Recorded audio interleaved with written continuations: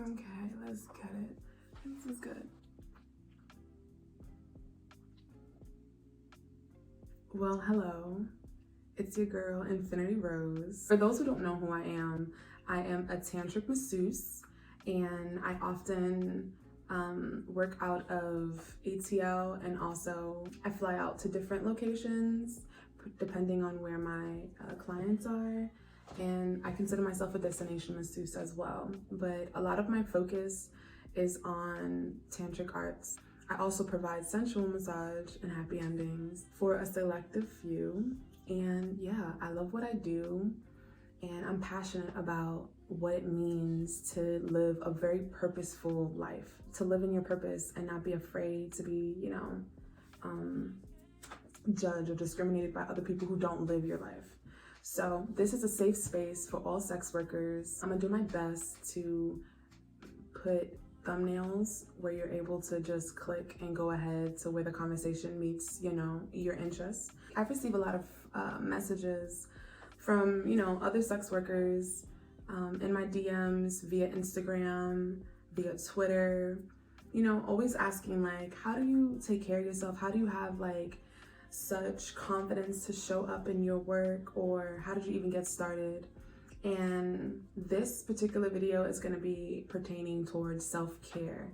And I want to say first and foremost, before I even begin, because I have a little list here that I want to share with you guys, just sex work is so broad. And a lot of people want to minimize it and think that it's only, physical. A lot of it is also just virtually done, or over the phone as well. It's not just penetrative. It's not just escorting, but there are also dancers, cam girls, fendom. We have our dominatrix out here. Regardless of what it is that you do, it's going to take an emotional, mental, spiritual, and physical toll on you. Our work calls for us to be present in a different way than a lot of other people who just work regular 9 to 5s, because we're entrepreneurs. We work so many different hats.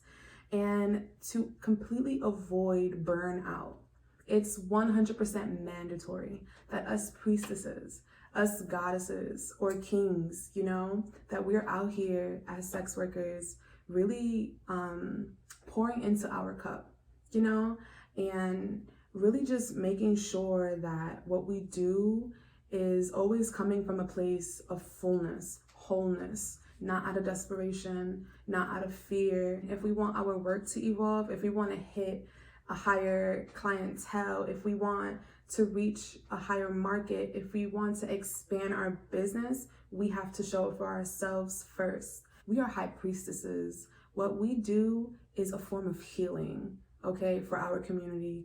Fuck what everybody else says, okay? Sex work is spirit work, and we're constantly evolving on a emotional, mental, spiritual, and physical plane. So I just want to advocate how important it is for us to cultivate our own toolbox of self-care tips, or just self-care rituals that we partake in to fill up our own cup. And something I want to start off with first is our emotional body. We have a chakra system. According to some, it's 7 chakras that we have. According to other ideologies, there's more, close to like 22. There's this book that I would highly recommend. It is called Chakra Balancing, and the author is there below. I will leave a link in the description box. And the reason why I'm recommending this book in particular when it comes to a form of self-care for your emotional body is because each chakra, it covers a different subconscious blind spot that a lot of us have not really had awareness towards unless we went through a physical kind of experience for us to gain awareness about. And I love this book again because there's very thoughtful questions, very introspective questions that you can cultivate a better understanding of what is really holding you back from your goals, or what is really holding you back when it comes to love or security or attachments. There's just so many different, your chakra system is so diverse, and is really important to dive into. So that's why I'm recommending that. Another tip, and this is for your mental body, add on to your self-care, for your self-care routine mentally, is reading. I believe reading is so vital. And if reading is something you don't like to do, there's audiobooks, there's also podcasts. Expanding our mind is what's going to expand our reality. It's going to always shift our perspective to a broader understanding, and we can move differently. We can move with a better understanding than we did before learning something new, So some suggestions would be like listening to a podcast on business and how to be a better entrepreneur, or marketing, on marketing, or a podcast on sexology. There's so many other fun kind of like pro-ho podcasts out there, and I'll put a couple of my favorites down below. But again, like, stimulating your mental capacity, it is a form of self-care. I don't care what nobody says. Another thing that I want to add when it comes to building a self-care kind of ritual for your mental and emotional body, I want to say journaling. Journaling is so vital. Journaling is your form of self-reflection. Journaling is allowing yourself to pour everything out on paper, and the paper becomes a mirror. So you can read back on a week ago, a year ago, and you're able to reflect and see patterns to different events and what triggered you, or the moments you felt the most gratitude. And journaling always leads you to a better understanding of yourself and a better understanding of what you have to do. Personal goals, right? A lot of these self-care tips that I do have, it's always going to come from a place of just internal work. Self-care is like doing the inner work. And that's just my perspective, So something that I want to cover for your spiritual body, a self-care tip, simple. It's so simple. It's either forming a morning ritual or an evening ritual where you are communing with the 5 elements some way, somehow. It can be through tea. It can be through bathing. It could be through that, and that's just the element of water. It can be through the element of air. You can smoke. You can light a fire. You can burn something. Burn a list of intentions, or burn things that you want to release. Using the element of earth, you can plant. You can garden. You can cook. My favorite is also lighting a candle. Lighting a candle either at the beginning of your day or at the end of the day, and setting an intention for what it is that you want to see for the day, or what do you want to see from work, something that you want to release. Light a candle and commune and connect with either your highest self, to connect with yourself, to connect with your ancestors, to connect with your God, whoever that may be for you. And I really feel like this measure of having a morning or evening ritual in this way is something that is, you're able to build your intention and to fill your cup in such a way nothing else physical can, This is a great segue to the physical body. What are self-care tips that has worked for me that I would like to share with you when it comes to physical self-care? Hands down, sweating. Movement, yoga, dancing, running, jogging, lifting weights, squatting, like belly dancing, like biking, hiking. These are the things that are gonna put you in a space of release. Just like when we cry, we feel better after. Our body also needs to cry, release the toxins, release the trauma that we have in our bodies that can't come out any other way unless we're giving it some awareness and some attention. So I would highly recommend working out, or just movement in general, and constantly kind of like strengthening our connection to movement, and seeing sweat as a form of prayer, seeing sweat as a form of release, and not dreading it in such a way where there's a goal attached to it. Let it be more of like a communion with your body, where you're actually giving the time and space for it to really release, mindfully, consciously, for it to release. I feel like that's a great way to strengthen your connection to your body. Some other tips that I have here is dry brushing. I absolutely love to dry brush.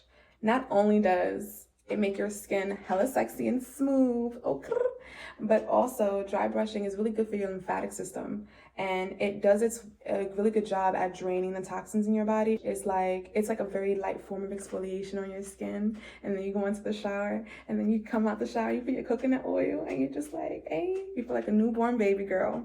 Okay, so dry brushing is such an amazing tip that I can share. Another thing for me physically is fasting. Either I'm fasting from liquor, I'm fasting from smoking for a week. Either it is that I'm fasting from meat, or I'm fasting from sex, or I'm fasting from something that I'm realizing that has become a vice. When you are very attentive to yourself and where you are going, and like how you're showing up in your work or showing up in your day-to-day life, if you know that there's a habit that you have, cultivating the self-discipline, it's what strengthens your willpower. It's what strengthens that ability for a challenge to come up and you face it and you're just like, I'm a warrior. And that cultivation of discipline, self-discipline, is what I would highly recommend. And a lot of it comes from fasting. You know, and you don't only have to fast from food. You can fast from people. You can fast from social media. You know what I mean? So yeah. And also, like, I want to say fasting is also like this form of energetic, kind of like an energetic boundary set, where it's like you're reminding yourself that these things don't control you, that you're doing things out of choice. You know what I mean? So, and you're doing things mindfully. You're not just doing things out of choice, but you're choosing to do these things mindfully. Breath work and meditation.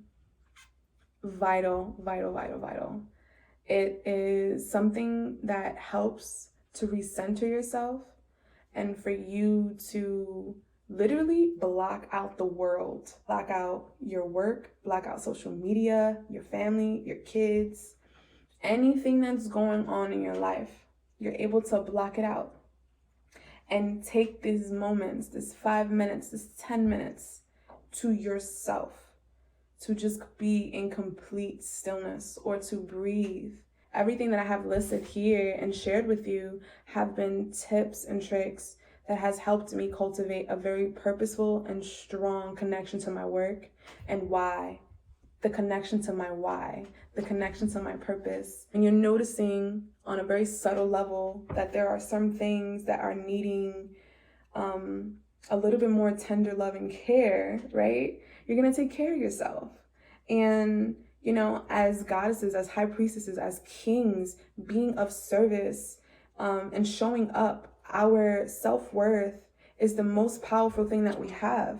And for us to show up in that high self-esteem and that high self-worth, we need this very thick and rich self-care rituals that we partake in once a week, twice a week. You know, if it feels great for you every day, at least one thing. For me is on Fridays, I absolutely love to do yoni steams and face mask, okay? I love waking up and drinking my green juice, just to do the things that make you feel good, you know, for real, for real. And it's gonna cultivate a more evolutionary self-growth as a sex worker, you know, as a business. And you deserve the best, for real, for real. I didn't expect to make this video. I was just like working earlier, I was camming earlier, and I was like, you know what? I really feel called to like, again, share tips, because I wanna say as a sex worker, like, I wouldn't be where I am right now if it wasn't for other sex workers who kind of guided me in this way and shared their knowledge with me. And I just feel like it's important to pass the baton. Like, hey, these are the tips that has helped me. If you would like to learn more about me and my services, please click the link in my bio or my about me. I'm not even sure how these things go because, like, again, I'm not like, you know, someone who's always on YouTube. But yeah, it was a pleasure sharing my wealth of knowledge with you and my experience. And I look forward to speaking with you soon, or just seeing you soon, or you seeing me. Bye.